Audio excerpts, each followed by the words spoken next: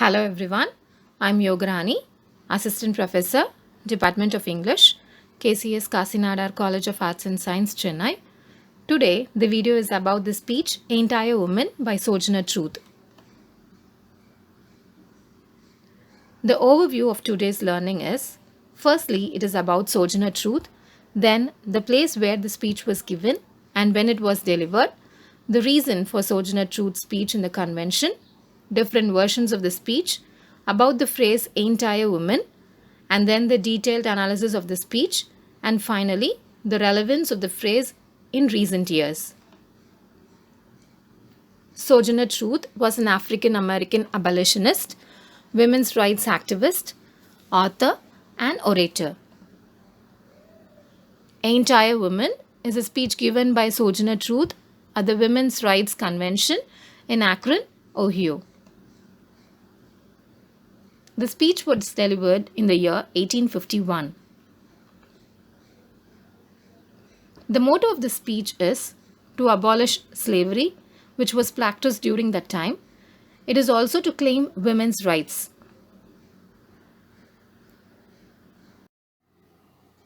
There are two transcriptions of the speech.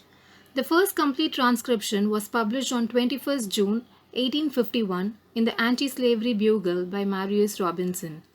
12 years later, in May 1863, Frances Dana Barker Gage published a very different transcription. In it, she gave Truth many of the speech characteristics of Southern slaves. This version is now known as Ain't I a Woman?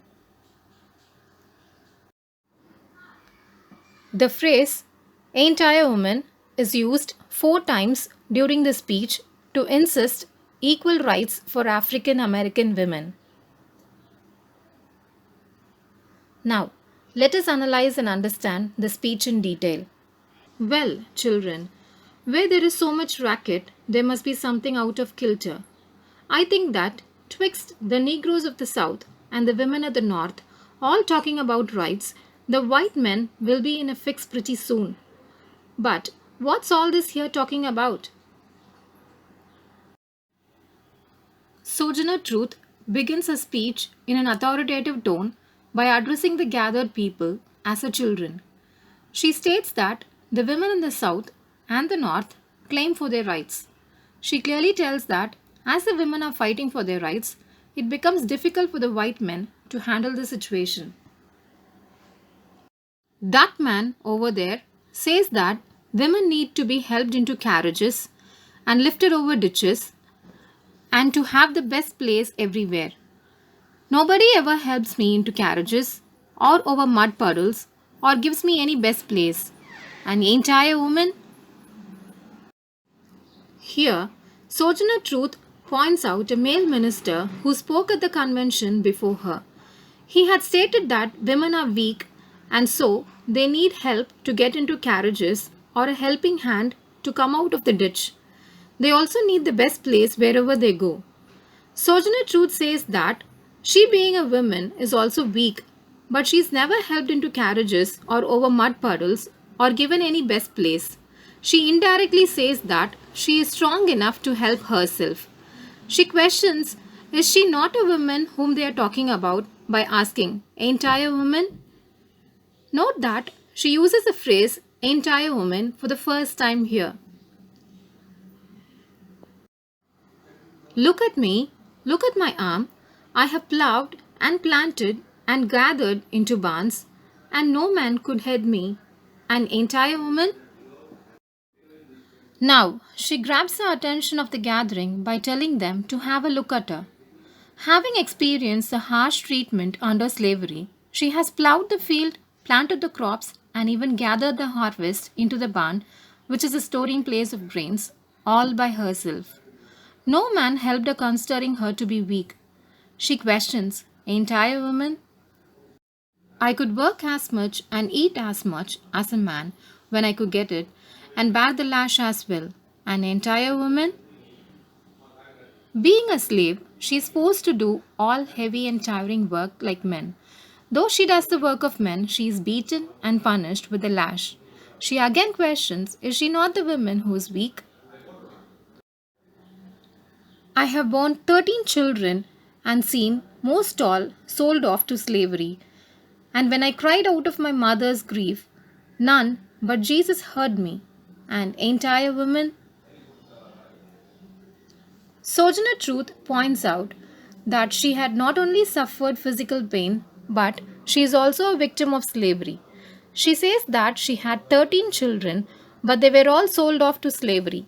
She laments that, being a mother separated from her children, God only knows her agony. The discrepancy in this version of speech is that Sojourner Truth is believed to have only 5 children. Then they talk about this thing in the head. What's this they call it? Intellect. That's it, honey. What's that got to do with women's rights or Negroes' rights? The white men say that women and black people are mentally inferior to them. Sojourner Truth does not accept this idea, as all the people should be treated equally and should not be judged by their intelligence. She wonders why a person's intellect is compared to individuals' rights. If my cup won't hold but a pint, and yours holds a quart, wouldn't you be mean not to let me have my little half measure full? Sojourner Truth compares intelligence of the women and black people to a container. She says that her container can hold to the measure of a pint and the other person's to a quart. She wishes that they should be granted the full measure. She says it is selfish on the part of the white men to deny their rights and claim to have larger capacity for them. That little man in black there, he says women can't have as much rights as men, cause Christ wasn't a woman. Sojourner Truth again points out to a short man dressed in black in the crowd. He has earlier said that women cannot have equal rights to men as their God, Jesus Christ, is a male and not a woman. Where did your Christ come from? Where did your Christ come from? From God and a woman? Man had nothing to do with him. Sojourner Truth answers the gathering that Jesus Christ was born to God and a woman. She chides, saying that man had no role to play in the birth of Jesus Christ. She tries to explain that women are no less than men.